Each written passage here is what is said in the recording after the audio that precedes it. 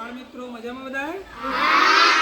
સરસ. હવે આપણે અંગ્રેજી શીખવા માટે રમતા રમતા કેવી રીતના શીખી શકાય તે માટે આપણે નોટબુક દ્વારા શીખીએ, પુસ્તક દ્વારા શીખીએ, પણ રમત દ્વારા પણ શીખી શકાય.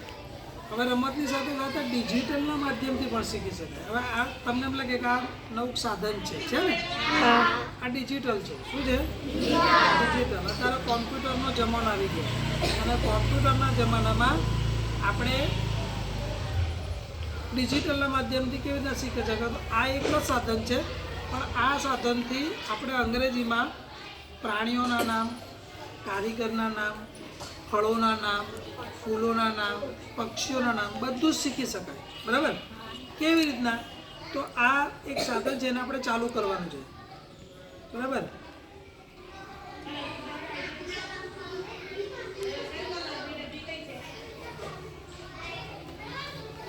હવે આની અંદર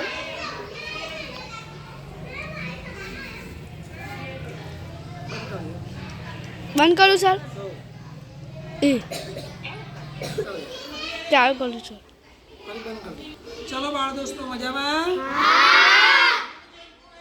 હવે આપણે શીખવા માટે રમવું.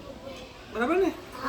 પ્લે ટુ લર્ન એટલે રમતા રમતા કેવી રીતના શીખી શકાય. હવે આપણે અંગ્રેજી શિક્ષણ શીખવાનું છે. હવે અંગ્રેજી શિક્ષણ બધાને થોડું અઘરું લાગે ને? અંગ્રેજી આવે એટલે બધાને તકલીફ થાય, પણ આપણે રમતા રમતા જો અંગ્રેજી શીખવાનું થાય તો કોઈ તકલીફ થતી નથી. જમાનો ડિજિટલ યુગનો આવી ગયો. શેનો આવી ગયો?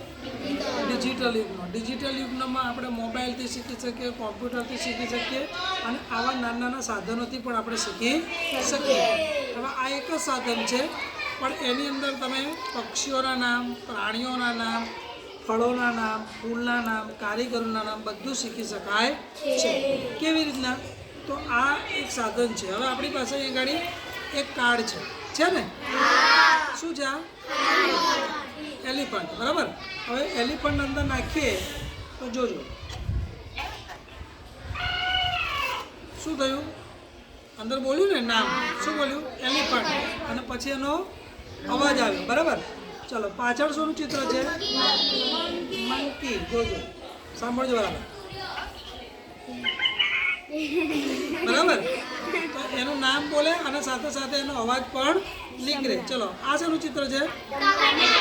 ટોમેટો. અંદર નાખીશું તો બોલશે ટમેટો.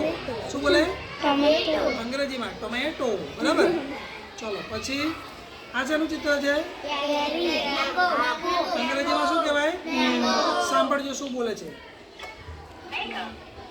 શું બોલે? મેંગો. મેંગો. શું બોલે? મેંગો. ચાલો, પછી આ ડ્રેગન ફ્રૂટ. સાંભળો.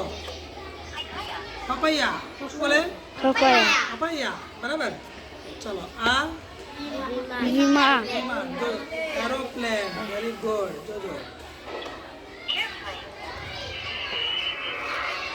અવાજ પણ આવે છે ને? કેવું જાય છે? ચલો, આ શું છે? ટ્રક. આવે ને અવાજ? સરસ. ચલો, આ શું છે? પોલીસની ગાડી, પોલીસ કાર. જોજો અવાજ. ચલો, પછી આ શું છે? એમ્બ્યુલન્સ નો અવાજ. જોજો આવ્યો અવાજ? સરસ. ચલો, હવે બીજું પક્ષીઓમાં શું છે? મોર. એને શું કહેવાય? સાંભળો. ફરી સાંભળો. પીકોક. શું છે? પીકોક. બરાબર? ચલો, બીજું આ શું છે? પ્રાણી.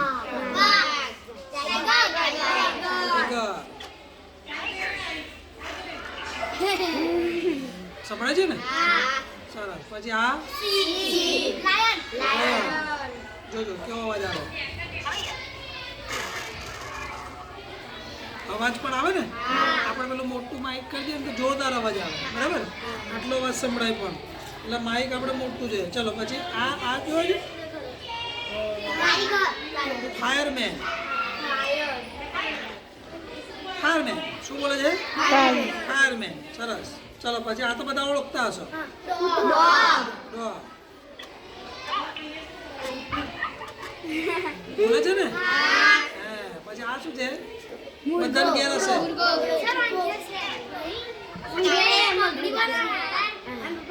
તો આવી રીતના બધા કારીગરો, બધા પક્ષીઓ, બધા પ્રાણીઓને આપણે અંદર નાખી અને એનો અવાજ સાથે આપણે અંગ્રેજીનું ઉચ્ચારણ શીખી. મજા આવી કે ના આવી? સરસ. Thank you. બંધ કલાક